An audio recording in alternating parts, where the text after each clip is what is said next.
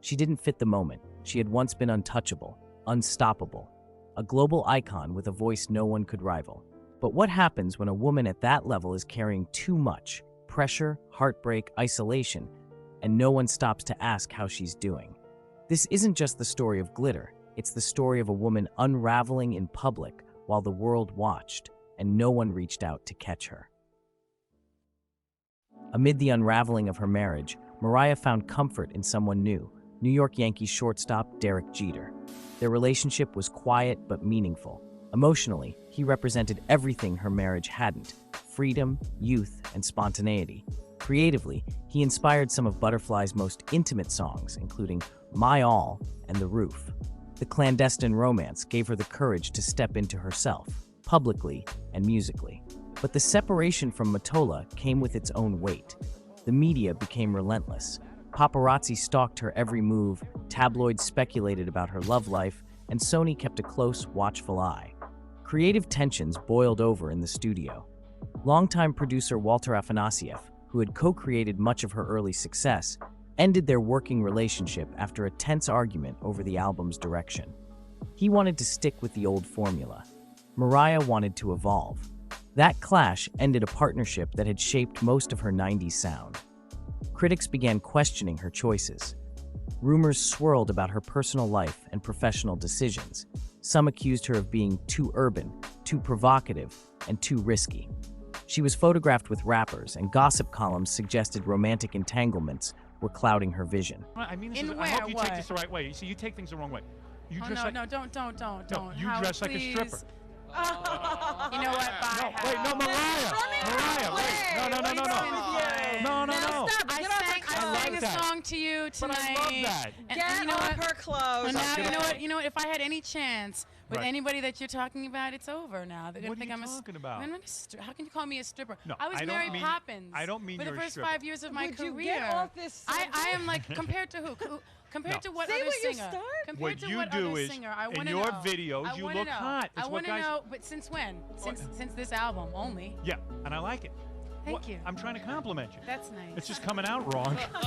As usual. But what they didn't see, or chose to ignore, was that for the first time, Mariah wasn't chasing a trend. She was chasing freedom. And Butterfly was the sound of a woman finally breaking the cage. Sony executives tried to reassert control, pushing her to release a greatest hits collection. She complied, delivering number ones in 1998. By 1999, Mariah Carey's relationship with Sony Music, and with her ex-husband and label head Tommy Mottola, was irreparably strained. Are you afraid? He listens to this interview and he gets mad. And he may not want to put out your next album. I mean, he is in control in that sense of your albums, yes? He's the head of the company, so he's the one who's calling the shots. And really, I would like to have a good relationship with him. She had one album left under her contract, and she wanted out. Determined to finish quickly, she recorded Rainbow in just 3 months. This album was all about sequencing, and I did it quicker than any album I've ever done. I did it in like literally 3 months and locked myself in a studio for the most part and slept there too. And Mariah has already found a big pot of gold at the end of this Rainbow. Heartbreaker, the first single off the new album, spent 2 weeks at #1. And so far in her career, Mariah's 14 #1 hits have spent a total of 60 weeks at the top. This beats the old record of 59 weeks set by the Beatles. I don't look at that as, whoa, I'm the best in all the land because of that. I just look at that as something that I'm proud of, but I owe to my fans. The tension was palpable. Meetings with Columbia executives felt more like battles, and Mariah's every move seemed to be scrutinized. Where I feel I'm going musically, actually my next project is the soundtrack for All That Glitters, which is set in the 80s. It's set in 1981. So hopefully I'm going to be working with Jimmy Jam and Terry Lewis, and we're going to be executive producing it together. And I spoke to Rick James. I'm going to try to make it really like a retro kind of 80s album, which is actually works with what's going on musically today because everybody's sampling records from the 80s anyway. So, I mean, that's my next project musically. Around this time, Tommy Mottola found a new project, Jennifer Lopez. Lopez had been building her career for years, first as a dancer on In Living Color in the early 90s, then transitioning into acting. She scored small roles in films like Mi Familia and Money Train, but her real breakout came in 1997 when she landed the lead in Selena, portraying the beloved Tejano singer who had been tragically murdered 2 years earlier. The film made Lopez a household name and proved she could carry a major motion picture. By 1999, she was transitioning into music, a move some saw as risky for an actress, but one backed heavily by Sony. Her debut album, On the Six, was promoted relentlessly, bolstered by hits like If You Had My Love. From Mariah's perspective, the similarities weren't coincidental. Lopez was being positioned as a multi-talented, glamorous Latina pop star who could dominate both charts and box offices. I'm a Latin girl from the Bronx. I'm Puerto Rican, simple Puerto Rican girl from the Bronx. We just to get on the train and come down here with all my big dreams and just try to make them come true. Meanwhile, by the time she began work on her film soundtrack for her upcoming project Glitter, she was incorporating rap features more boldly. One of the standout examples being If We, a gritty collaboration with Ja Rule. And that's where another alleged act of sabotage unfolded. According to producer Irv Gotti, Mottola called him at 6 a.m. one morning, instructing him to urgently produce a duet for Jennifer Lopez featuring Ja Rule. The result was the I'm Real murder remix, a record that dominated the charts and arrived just as Mariah was preparing to release her own Ja Rule-assisted track. I'm Real was so crazy, and I'm gonna throw Tommy under the bus a little bit, but I don't give a about Tommy, so it's all good. No. I'm talking about Tommy Mottola. Yeah, get out of it. So Tommy Mottola calls me at like 6 a.m. 6, 7, it was obscenely early, and he calls me because he found out me and Rule made a record with Mariah Carey. And at the time, he hated Mariah Carey. So he was pumping Jennifer Lopez to compete. So he calls me 6, 7 o'clock in the morning. And I'm like, what's up, Tom? What the f you want? This, oh. He says, Irv, I need you to do me a favor. I said, what's up? I need you to make a record with J-Lo, but I want you to put Ja Rule on it and make it a duet kind of a record. So immediately when he says that, I'm like, this. He knows we just did this shit with Mariah, which was the duety record, and he's trying to f Mariah. Then I went into the creative part. I said, look, man, I want total creative control. I don't want you telling me what to make. If I got to do a record with J-Lo, I want to do it however the f I want to do it. He says, I don't give a f what you do as long as it's a duet with Ja. I said, cool. We literally made I'm Real in 10 minutes, guys. Another reason you're in the headlines, you know that the song I'm Real contains a word in the remix, and I understand it's going to be on the CD soon, the N-word. Pardon me for saying it. You've upset an awful lot of people. Tell me what your thoughts are on that. You know, for anyone to think or suggest or say that I'm racist is really absurd and hurtful to me. You know, the use of the word in the song, which was actually written by Ja Rule, was never meant to be hurtful in any way to anybody. Are you surprised by the reaction? Just a little bit. I don't want to get too into it. I don't want to give it too much energy. I think it's, you know, I'm here to perform for the fans, and that's what I want to do. The pattern didn't stop there. Mariah had secured the rights to use Yellow Magic Orchestra's Firecracker sample for Loverboy. After she licensed it, the same sample suddenly appeared first on the album version of Lopez's I'm Real, forcing Mariah to scrap her arrangement and rework the song entirely. She swapped Firecracker for Cameo's Candy, but the sting of being undercut was impossible to ignore. By 2001, Mariah had left Sony for a then record-breaking $80 million deal with Virgin Records. Glitter was supposed to be her creative rebirth, a film and soundtrack completely under her control. But instead, she was walking into a battlefield. She was isolated, exhausted, and surrounded by an industry climate that felt hostile. Look at my manager. She's so upset right now. She's so concerned. Kids don't care if I act like a freak right now because I'm tired and exhausted. And who cares? What should I be? Should I sit here like, whoa, man, I'm really serious about this whole thing. Ta-da-da. No, because guess what? I am having fun.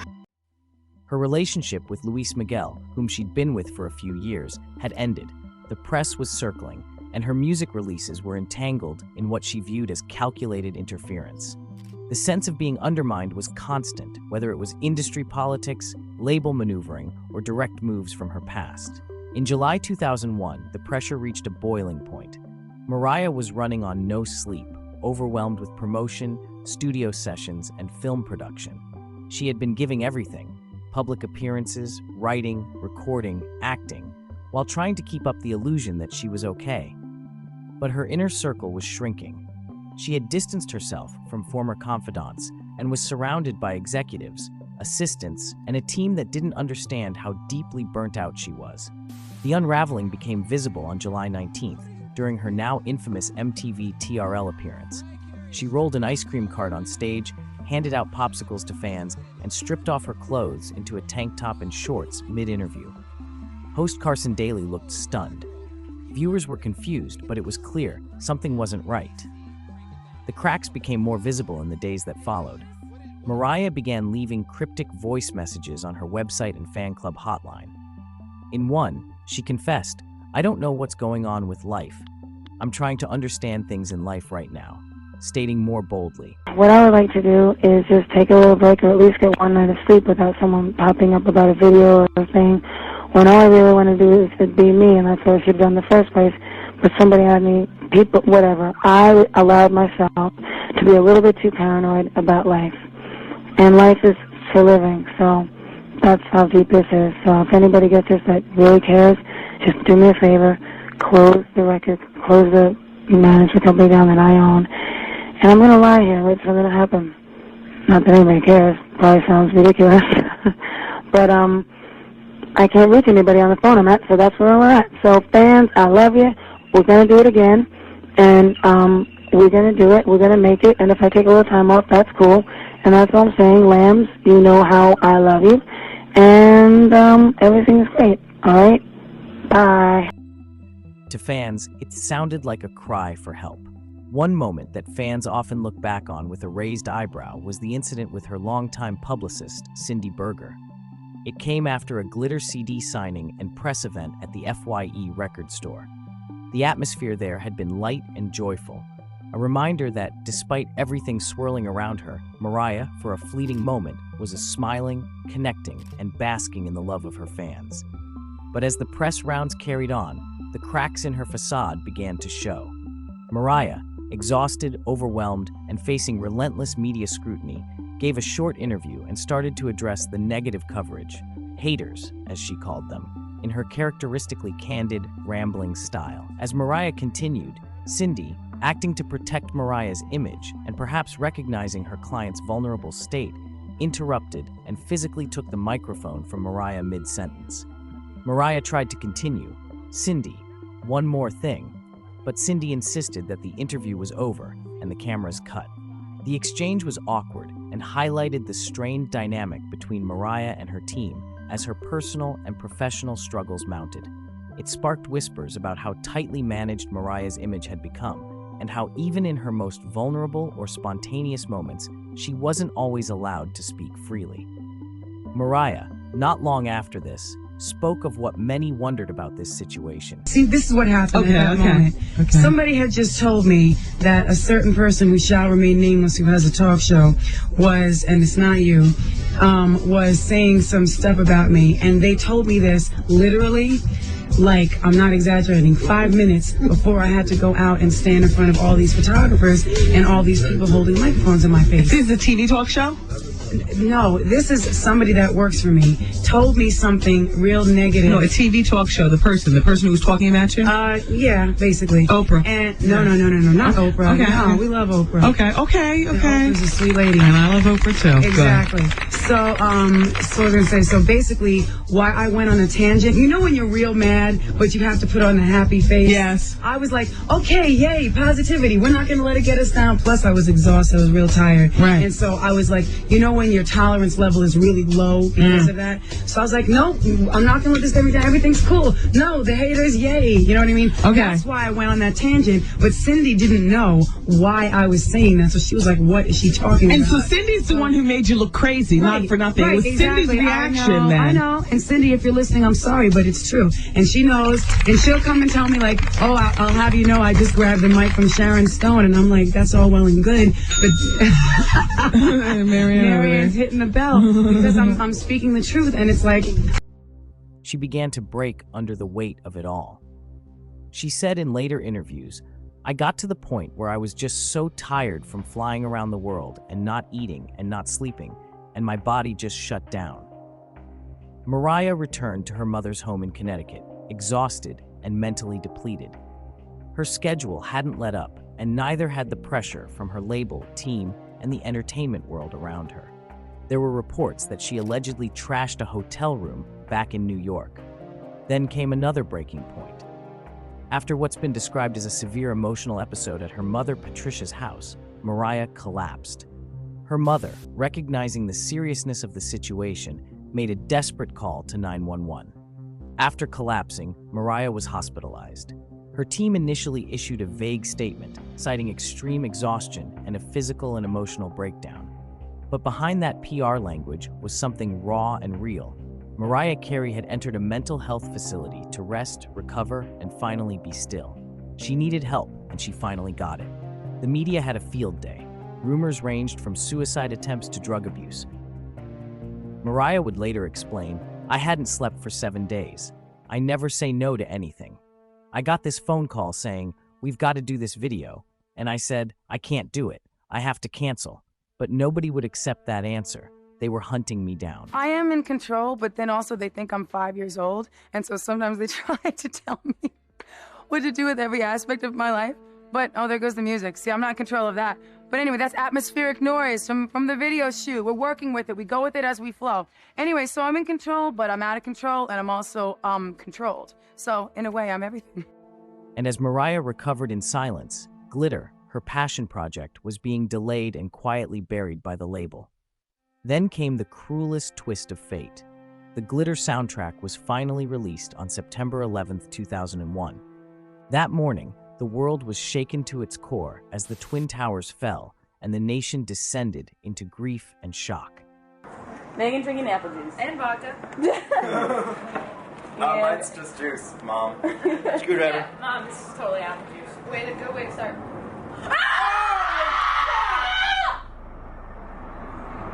Oh! Oh my god! Oh my god! Meg, just hang on.